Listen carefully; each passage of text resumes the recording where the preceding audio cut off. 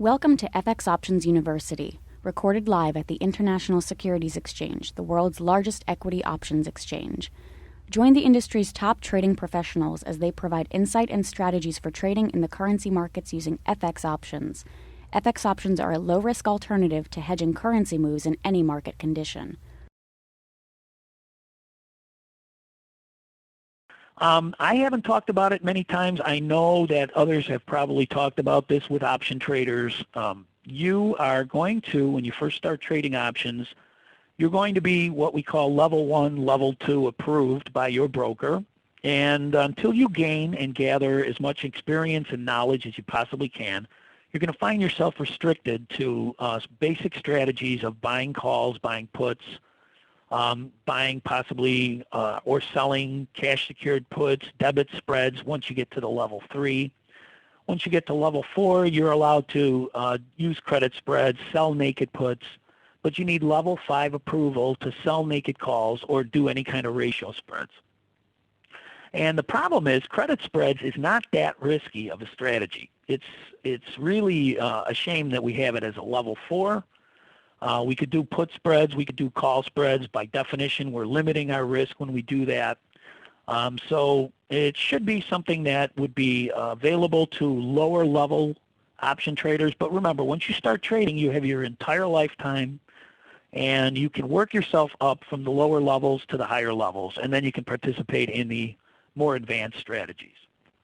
So with that in mind, if I'm level 2 approval only, and I'm looking for an opportunity in a market that's in a trading range, I can buy puts near the resistance, I can buy calls near the support. So if I've identified an area where prices are moving sideways for a period of time, that's all I can do, that's what I do. And obviously for that market, for stage 1 and stage 3, very basic strategy, buying puts near resistance, buying calls near support. In this market that you're looking at here from last year on October 21st, we had a situation with the British pound, the dollar pound, and we actually went into a support area between 60 and 63. So on 10/17, I've identified a new potential trading range. And once I've identified the new potential trading range, I have the idea of where I can trade my range and where I can buy my calls and where I can buy my puts. And that's just a basic strategy. As long as I see price staying in that channel and moving back and forth between demand and supply at 60 and 63, nothing wrong with doing that strategy. And as you can see here, first of all, I have a moving average, which is flat, and I have a second moving average, which is also flat. So this is going to be a clear sign that we do have a situation of sideways trading. And sideways trading means, by definition, no trend until either all the resistance up at 63 is absorbed and then we'll break out to the upside, or we come back down and test the support, we finally break through and we start to make new lows. Once we break through here, now we have a trending situation. Now we can do other things. If we happen to have a few, if we buy more than one call and one put with each one of these trades, we have an opportunity to hold a call from the support area in case the breakouts to the upside. We have the opportunity to hold a put to the downside in case the breakouts to the downside. So we have some flexibility if we're good at identifying our ranges in advance. We have the CAD here, which is one of my favorite, dollar CAD. And for many, many months, several times since I've been doing these webinars starting in 2008, we've had pretty much very much sideways action. 9 months of sideways action for swing trading opportunities, for advanced traders to actually do some kind of credit spreads, to do some kind of iron condors, do something to where you're collecting premium in a flat market. We broke out into an uptrend, and almost immediately we went right back into a trading range situation. Another opportunity to where we can use the increased volatility, take advantage of writing calls, writing put spreads. If you're just level 1 again, you can break out, and once you see the market start to go sideways again, buy calls near your trend line support and buy puts near your resistance. Okay? This is not a market strategy for everybody. Don't forget, when you buy an asset, you have the theta risk. You're going to have to worry about time going against you. A lot of people don't like trading ranges. A lot of the students I trade don't have the personality for trading ranges. So they pass on this opportunity. But as option traders that are working towards the goal of advancing ourselves to where we can do advanced strategies, you want to watch these trading range situations. You want to try to trade them either on practice accounts until you develop strategies that work for you. Okay, you select the currency pair that has the support for your bottom of your trading range and the resistance for your top of your trading range. Understand that you may be trading against the primary trend because this sideways action could be just temporarily a pause in an uptrend or a downtrend. So that means take your profits more quickly.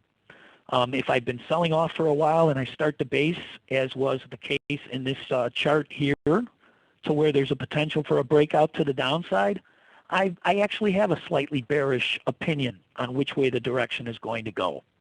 And even if I do break out to the upside, around 115 in the dollar CAD pair is more resistance that I can lean against and sell, buy puts, or I can actually sell call spreads above that area.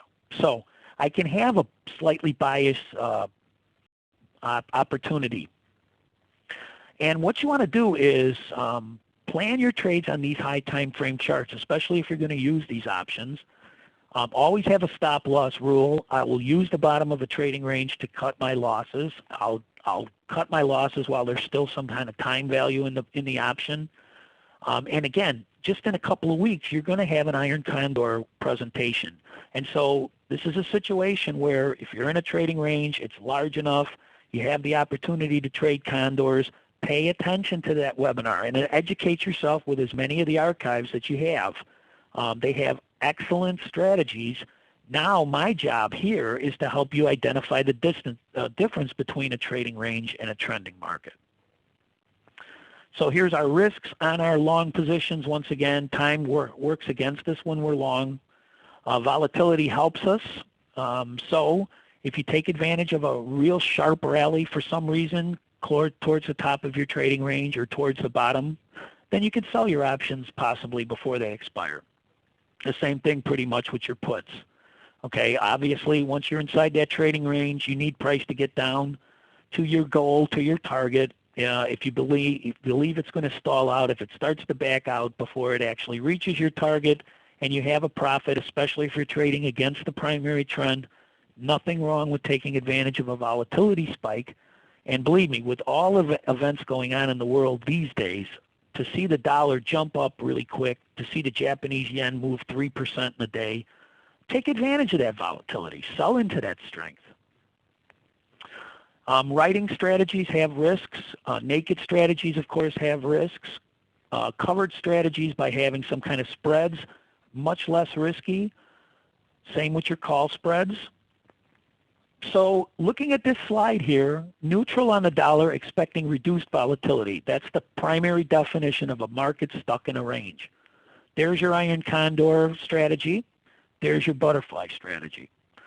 If it looks like for some reason we're spending a lot of time close to the resistance and looking like we want to go higher, now you want to switch to the possibility of a strategy on the dollar with increased volatility, maybe a strangle and a straddle. All right. So once again, once you advance yourself beyond basic levels of options trading, you can move into these more advanced strategies. But this is, again, good stuff for neutral on the dollar. Thank you for participating in this week's session. Please join us again next week. Get trading ideas, exchange rates, webinars, news, and commentary. Visit www.fxoptions.com. ISE FX options can be easily traded through all options-enabled brokerage accounts. These exchange-listed securities are cash-settled in U.S. dollars and have a European-style exercise.